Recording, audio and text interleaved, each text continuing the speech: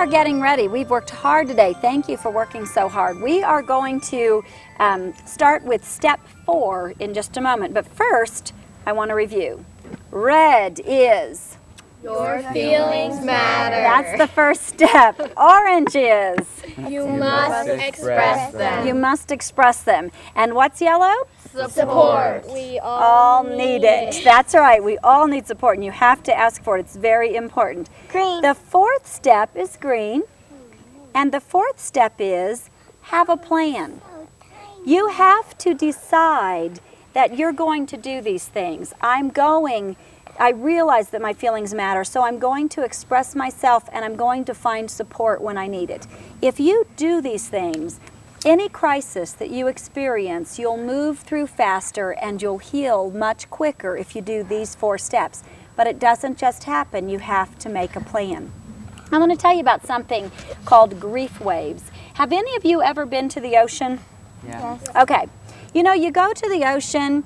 My boys and I went to the ocean a few years ago, and we were in the ocean, and I had just bought new sunglasses, really cute new sunglasses, and I'm in the ocean, and a wave comes, and it's fine, and then another wave comes, and it's fine, and then all of a sudden, here came a wave, like, pow, knocked me over, my new sunglasses, never to be seen again, I got sand in my mouth, it was a wave.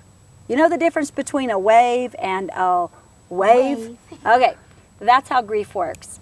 You're okay, you're doing all right, you've had a crisis, you're okay, and then all of a sudden here comes a grief wave. Pow! It hits you really unexpectedly, right? And when those waves hit you, you have to remember these 4 steps. I can survive this wave, because sometimes grief waves can feel pretty powerful. You know, you're fine, you go to sleep, you're fine, you wake up in the middle of the night, pow, a grief wave. Does anybody have an example of a time a grief wave ever hit you? Anybody got one? Ashley. When I first found out that my brother was sick and losing his vision. When you first found out your brother was sick and losing his vision. And you'd be fine, and then what? And then it hit me that he probably would never be able to do the Big Brother stuff. The normal Big Brother stuff. Yeah, he wouldn't do the normal Big Brother stuff. So it was like out of the blue, bang. And would it hit you at weird, different times? Yeah, me too. It's like never when you expect them. They come out of nowhere. Alize. When my cousin died and thought I'd never see him again. When your cousin died and the thought of never seeing him again, pow, a grief wave. You have to use these 4 steps. Yes, ma'am. When my cousin said she only had to take the medicine for a couple more months, and then when she went back to the doctors, they discovered a tumor in her head. So you thought your cousin was almost better, Yeah. and then it got worse again. Pow, a grief wave. You know what I'm talking about? So when a grief wave hits, what you want to do is have a plan. So what I want to do right now is think about your plan. Think about having a plan is you want to think of it ahead of time. Sure. So what we're going to do is we're going to have, I made you each one of these little wheels, and see how this turns? And you want to think of 4 places in your life where you're going to have a plan. When a grief wave hits you at home, what are you going to do?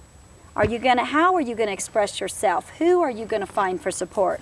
When the grief wave hits you when you're by yourself, what are you going to do? Are you going to call a friend? Are you going to help somebody? When a grief wave hits you and you're at church, what are you going to do then? Are you going to stay in church? Are you going to leave church? Wherever you're at, you want to think of grief plans. At school, what if a grief wave hits you at school? What is your plan of what to do? Okay? So this is your little wheel of a plan. I want you to think, what is your plan to make these things happen no matter where you're at when a grief wave hits? Are you ready?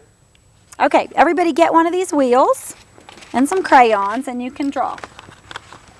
Thank you. Thank you. Oh, pencil. Hi, where are the pencils? Here, you know what, Devontae, give me that box. Okay, so think of 4 different places where you're going to be and where grief might hit you. Step 4, having a plan, is one of the most important steps in the Stepping Up to Wholeness program, because When children are experiencing grief or crisis, there's this feeling of being out of control. And it is a terrible feeling for us as adults, and it is a terrible feeling for children. Everyone wants to have a little bit of control in the midst of a crisis. Having a plan reminds the children that they have choices and that they have positive things that they can do during the crisis. And so, if they have a plan, they have hope. They have something that they can look forward to. It gives them a sense of control, and it gives them a feeling of hope. And as long as we have hope, we can survive anything. All right, so did everybody come up with a plan for when your grief waves hit you? Anybody want to share? Ashley? For when I'm alone, I could call a friend or do my devotions. When you're alone, call a friend, do devotions. That sounds like a great plan. Do you have anything else? For church, I can go pray at the altar and talk to pastor afterwards. For church, you could talk to your pastor afterwards, or you could go pray during church. Good. Alize, what's your plan? In the ocean, I could like go to the little counter where they sell snacks and just tell somebody, and then I'd call like 911. Yeah, so you could actually go and find help from a stranger if you needed it. That's excellent. Good. Okay, yes. At church, we have this room called the silent room, and I could go in there and just kind of pray to God and relax about it and try to see what he, like, try to communicate with him and understand that he's going to do something nice. Nice, so you can go to the silent room at church. That's a good idea. And at school, I could go to, like, the school counselor. At school, you could go to the school counselor. Excellent. Anything else? And at home, I can just go in my room and kind of sit down and, Yeah, so go in your room and regroup. And you know, sometimes you just want to cry, and that's a great way to express your feelings. We haven't talked much about crying, but it's a great way to let your feelings out.